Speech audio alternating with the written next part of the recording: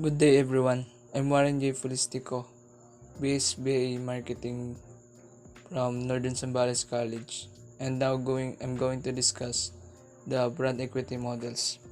This includes brand asset valuator, dimension of brand knowledge, the brand awareness pyramid, the customer based brand equity model, and the brand dynamics pyramid. In this video, we're going to discuss the first two brand equity models, the brand asset valuator, and the dimension of brand knowledge. The first brand equity model is brand asset valuator. Brand asset valuator.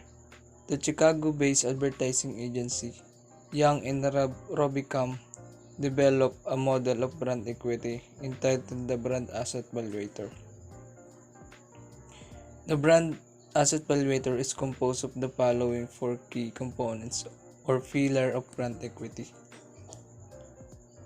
The first is differentiation. It is the degree to which the brand is seen as unique or different from others. Second is relevance. The degree to which the consumer identify with the brand or is involved in the brand in their everyday lives. The third is esteem.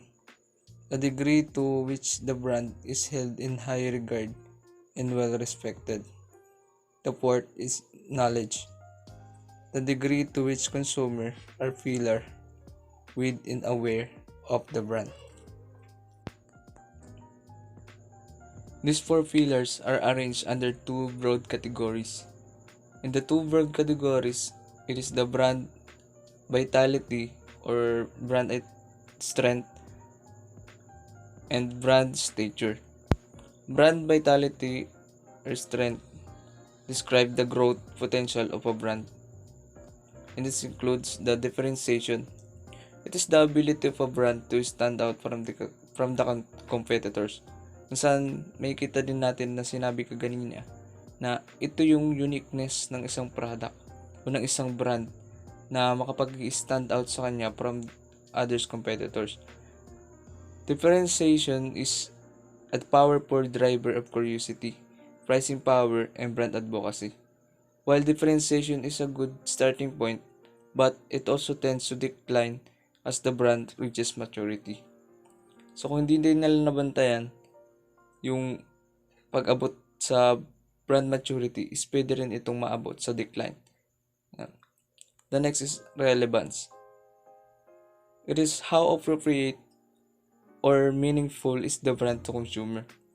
Does it meet expectation around price or convenience? The brand asset valuator model notes that there is a direct correlation between relevance, differentiation, and market penetration. The next broad category is brand stature. Brand stature describes the consumer response to a brand.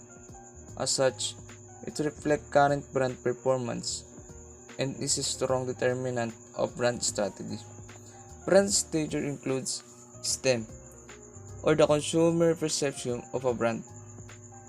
To what extent the consumer hold the brand in high regard? STEM is driven by two factors. The first is the public perception of brand equity and popularity. The second factor considers how the proportion of quality and popularity differ from country to country.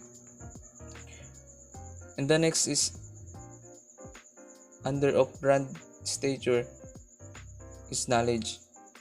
The final pillar is where all brands want to be. Here, consumers are aware of the brand and understanding its identity.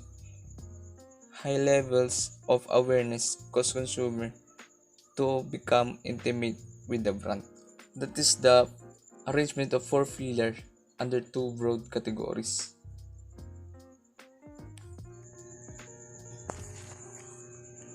The brand asset valuator power grid. As you can see the figure 2.1, The brand asset valuator power grid can be used to capture the relationship between each of the four pillars. Power grids show the relative strengths and weaknesses of a brand, which clarifies strategic direction. They also help clarify the role of each element in a marketing mix. On the vertical axis of the grid, as we can see in that figure 2.1, the current strength of a brand in terms of relevance and differentiation is plotted. On the horizontal axis, it is the esteem and knowledge are plotted. Both axes are measured from low to high, with a new brand starting its journey from the bottom left-handed corner and progressing through each pillar. The grid is then divided into four quadrants. It is called pillar patterns. The first pattern is new or unfocused. It is describing a new brand that has recently entered the market, but occasionally an old, stagnant, unfocused, or unknown brand. Both must seek to build awareness and traction by establishing uniqueness, meaning, and personality. The second pattern is niche or unrealized. This pattern includes successfully emerging or momentum brands leading with differentiation. They experience healthy and consistent growth, which eventually builds relevance, esteem, and knowledge. The third is leadership. At this point, brand leadership has been achieved with the organization enjoying increased revenue. Brand leaders display high levels of all four pillars. However, the brand asset valuator models acknowledge that most leading brands will decline if they fail to innovate and maintain a competitive advantage. And the last is eroded. These brands have high knowledge but low esteem, relevance, and differentiation. That is, consumers are aware of the brand but choose to shop elsewhere. In theory, the brand becomes old and stagnant, which is it will become returned to the first pillar pattern.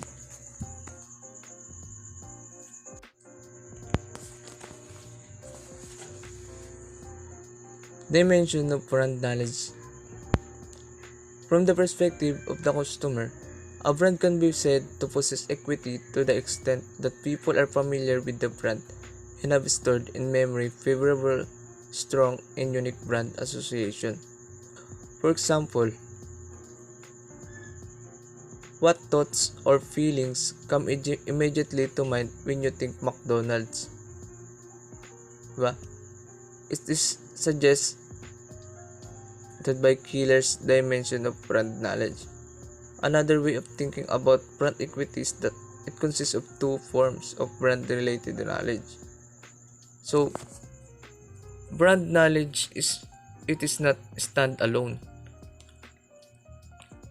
It's a combination of two things. It is the brand awareness and brand image. As we can see in the figure 2.2, it has a two combination, brand awareness and brand image. We can see the brand awareness it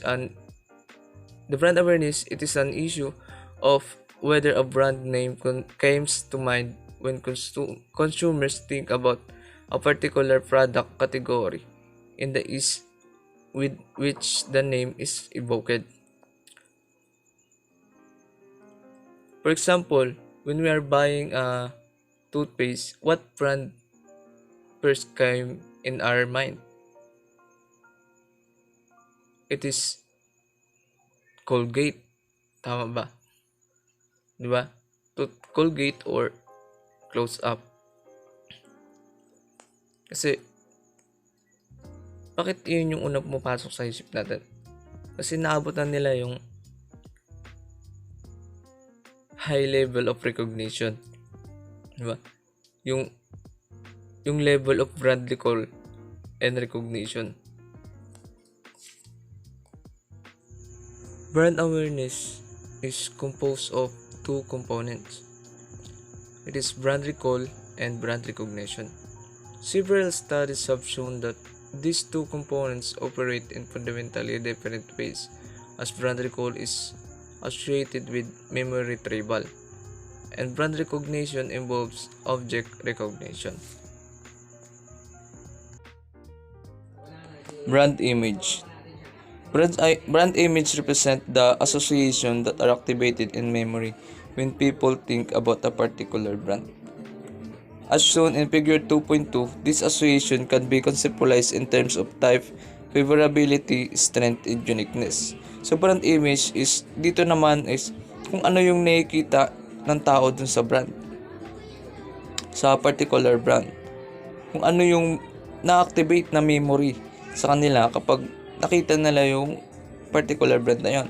Halimbawa, sa McDonald's and Jollibee, ano yung na-activate sa memory nila kapag nakita nila yung brand ng McDonald's and Jollibee is nakapaloob dito yung mabangong amoy ng cheeseburger and fries or yung mga childhood memories nila. That is the brand image represent. And brand image is important for any business. When consumers buy a product or service, they aren't just buying a product or service.